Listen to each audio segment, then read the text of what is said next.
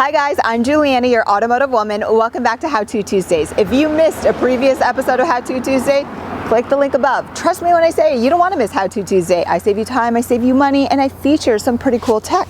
Like last time, I showed you how to open up the tailgate on a Porsche Macan, and it's pretty unique, just like this Hyundai Sonata. It's actually a smart trunk, and to open it is a two-step process.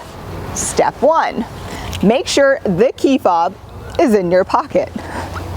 Step two, you have to go inside the infotainment system and activate the feature.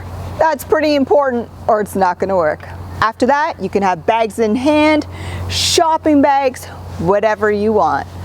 Approach the trunk slowly and, well, it's going to open just like that.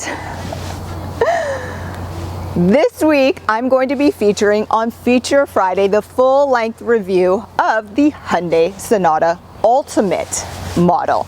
And this car is jammed full of awesome tech. So make sure you subscribe, hit that notification bell so you don't miss How To Tuesday or this week's Feature Friday. I'm Juliana. Thanks, guys.